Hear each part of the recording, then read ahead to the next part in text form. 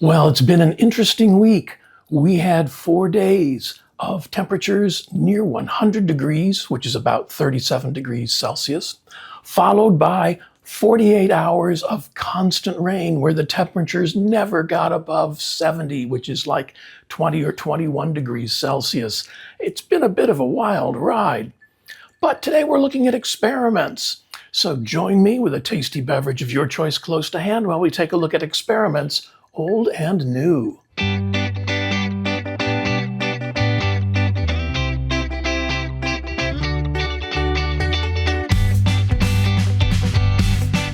And before we get that all underway, I'd like to send out a special thanks to Aowa Wu, who sent me a super thanks this past week. Your contributions to my channel go a long way in helping keep me in Hoya and Dischidia, other plants, technology, infrastructure, and let me keep running some interesting experiments. So I thank you very much for your support.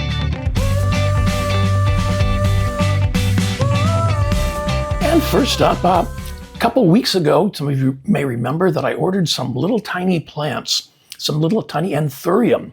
And I thought I'd check in and let you know how everybody's doing since they were really small. And the first one is Anthurium forgetii. And that's doing really well. It's pushed out, finally finished uncurling that leaf and added that leaf. And it still looks good and healthy. So yeah, that's been very cool. Happy about that one. The next one is Anthurium luxurians. And this one's doing okay. There's a new leaf coming out in there. It dropped one of its original leaves, but I'm fine with that. That's not an issue. And the other leaves have been unfurling nicely. So yeah, very glad about that. And the last one is that hybrid of, I got to read it off the tag, Anthurium affinity besseae and Anthurium antolakii BVEP. And that's doing very well. Also, it's pushed out that new leaf, which is running right along. So yeah, I've been very, very pleased with the outcome of these. I cleaned off all the growing medium that they came in. Actually, this one came in Sagnum. And the others came in a really cocoa coir kind of mix. And so I cleaned all that off and settled them in pure pumice in little self-watering pots. And every couple of days I've been going out and using my lab bottle to give them a little, just a little drink to make sure that there was moisture up here. Although this particular one had a really good root system. The roots were quite long. But the others, I've been just making sure that there's a little bit of moisture near the top where the roots were so they didn't dry out. And they seem to be doing okay. These are growing, since that way's north in my porch, these are growing in what would be a north-northeast window. They're pulled back maybe 6 inches or 15 centimeters. They get some nice, gentle morning light, not direct sunlight, but they get some nice, decent, bright light. And it's been nice and warm here, so they seem to be appreciating that. So I'm rather excited. Yeah, because I'm interested in growing all of these. So yeah, these are very cool. So yeah, those are the 3 little plants from a couple weeks ago.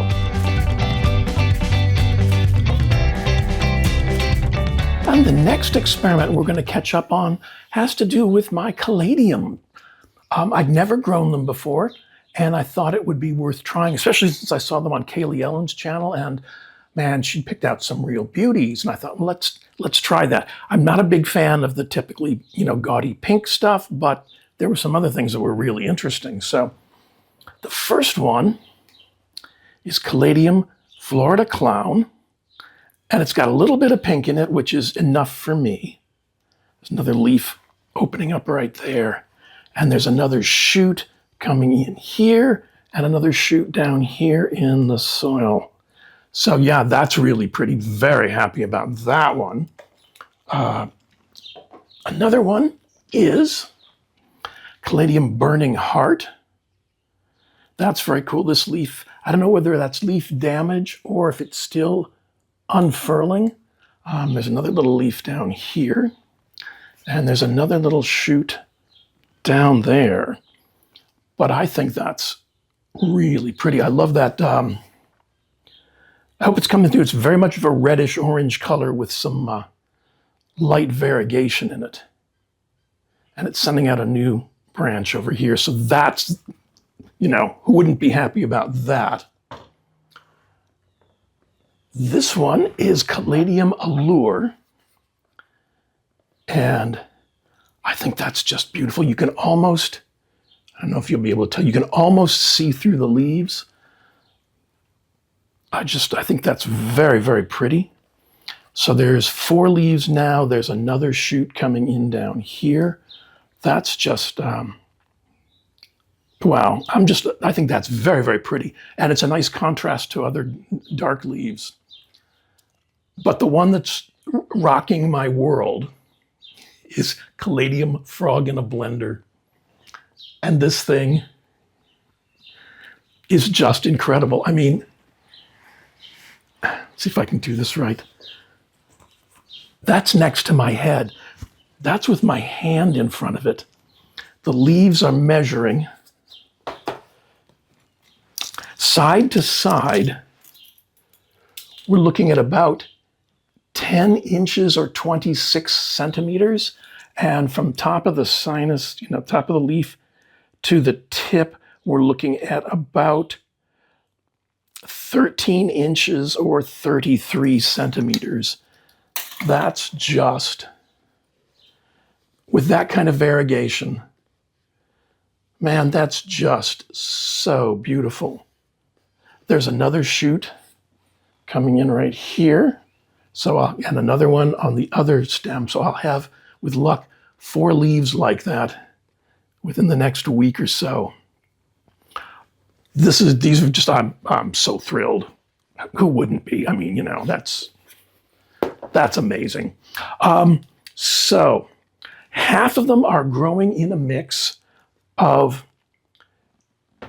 40% coco coir and 60% I used pon and pumice mixture. So it holds a certain amount of moisture, but it's very, very airy.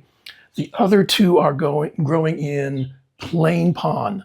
They're all in self-watering pots. And yeah, I top these off every couple of days just to make sure. They seem really well established. I wonder if there's anything. Oh yeah, there's some roots coming out the bottom of that. So they found a reservoir. They seem to be happy in that kind of a mix. I'm sure when people grow them outside in the landscape, they're in decent soil. And when they grow them in the house, I'm sure they're in a decent mix. But I'm trying these in self-watering with a semi-organic and a completely inorganic growing medium. And yeah, they're just doing great. I think I laugh about these every morning when I come out and have my coffee and I see those leaves. And I think that's just so cool. That's just beautiful. I mean, I can't get over how big they are. And that variegation is just so special. It's very neat. So yeah, if you like the look of those, they're really, really cool. They've been no trouble at all. They took about, I'm told that the temperatures have to be above 60 degrees centigrade, 60 degrees Fahrenheit, which is 60 degrees, which is like 15 degrees Celsius before they'll start sprouting. So I had these potted up and it took them a few weeks to get going. But once they got going, no trouble. Plus the tubers are just very inexpensive. I think the most I paid for one of the tubers was $6 at the time. That does not include shipping. And it was probably Frog in a Blender. And I got they had 2 sizes of tubers, and I got the large size of Frog in the Blender, which is probably why the leaves this year are that big. But yeah, worth every penny. So for $20. I got some great plants that I've been getting a lot of joy from. So yeah, I'm all over Caladium.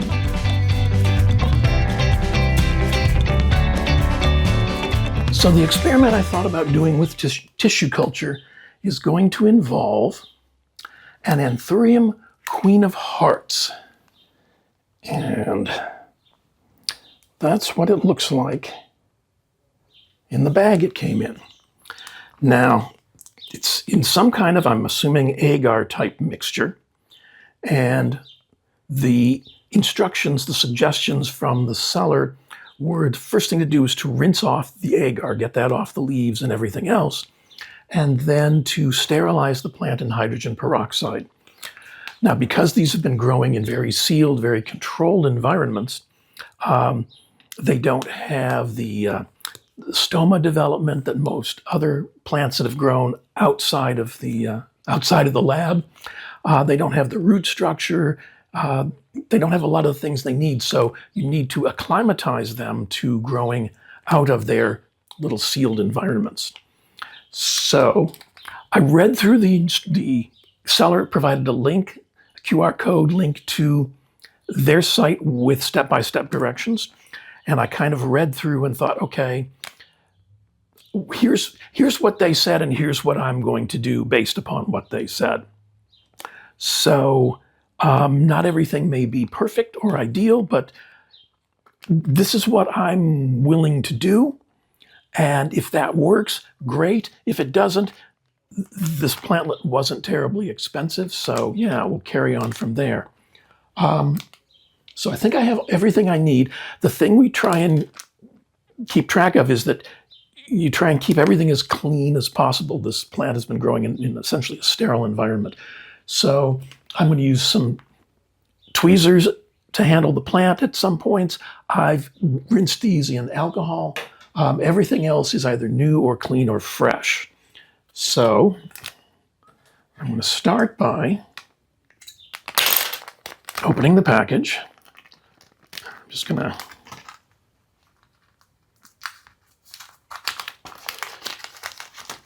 cut that open. And I have a bowl of warm water here. Reach in with my impeccably clean tweezers.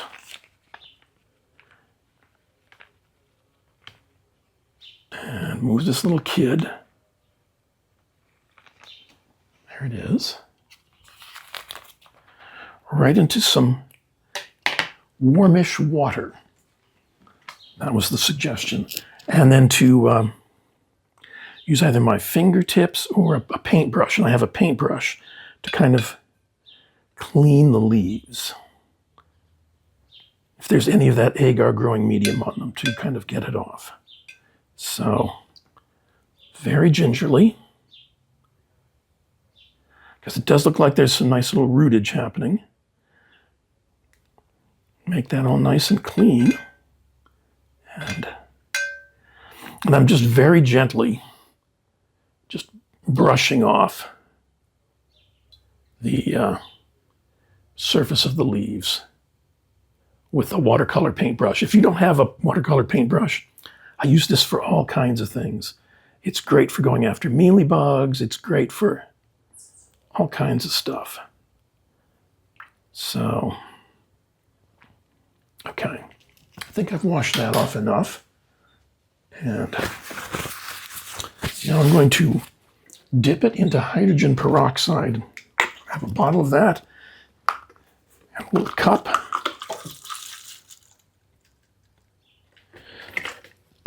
And my impeccably clean tweezers. I'm just kind of encouraging anything that's on there to fall off, any moisture near the water. We'll just dip it in like that.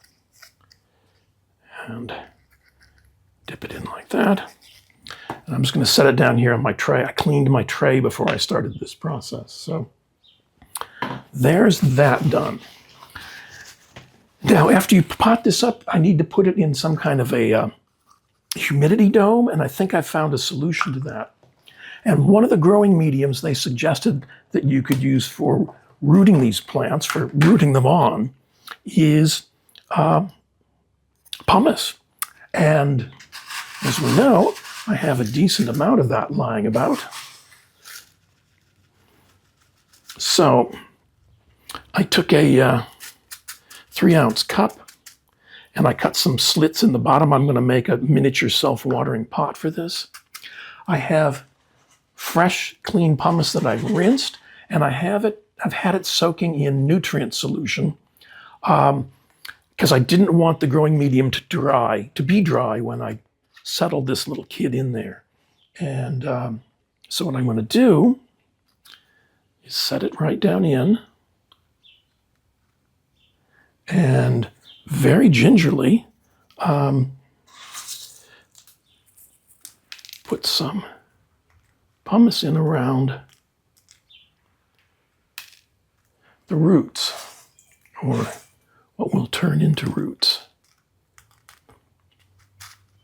Now again, I've never done this before. I am not an expert in this. I did minimal research because that's the kind of person I am. I would just rather jump in and see how it goes. And so I'm just adding a little bit of this at a time. And it was very specific in the instructions. You want to bring it up to where the crown of the plant is, but not go beyond that. So that's what I'm attempting to do, little by little. And it'd be really cool if this worked. I'll put a picture over here of what this plant looks like that I got from the cellar, and what it looks like when it's mature. And I thought it was like, oh, that's very cool. And so we're going to give that's what we're aiming for. Right now, the leaves are just kind of like small and green. They don't look like what they're going to turn into, but hey, small and green is okay. I've got a couple little pieces of, there we go, pumice that's stuck. And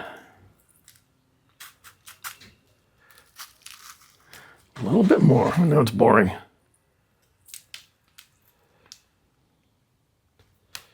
But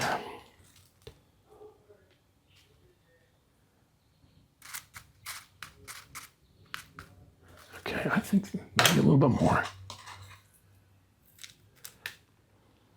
You kind of only get one shot at this. Like you want to get it right, so you don't get one shot at it, but you don't want to have to repot it several times until it's ready to handle that. So, okay.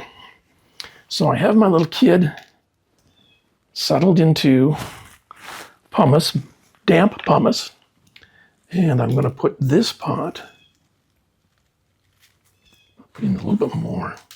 There's a root there I want to get settled.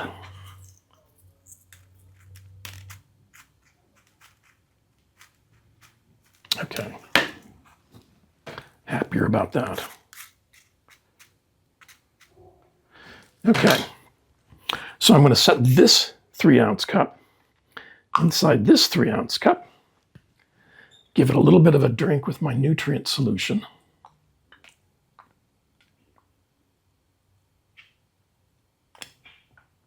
Okay.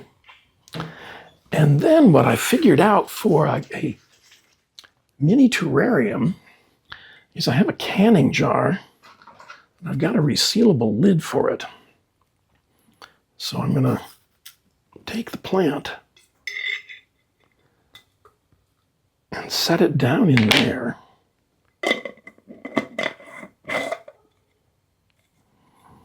And see how that does. It should maintain a certain level of humidity. It should give it a chance to get more acclimated to brighter light, and it should just provide like a nice little greenhouse for it. I'm going to set it back here on the table, which is about 4 to 5 feet or 120 centimeters from a north-northwest facing window. So it'll get some gentle light. And with luck, we'll see how this does. Keep your fingers crossed for me. And yeah, this is very cool. This is a tissue culture start of Anthurium, Queen of Hearts.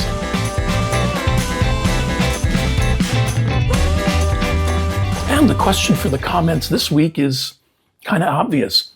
Have you tried that growing stuff from TC plantlets yet?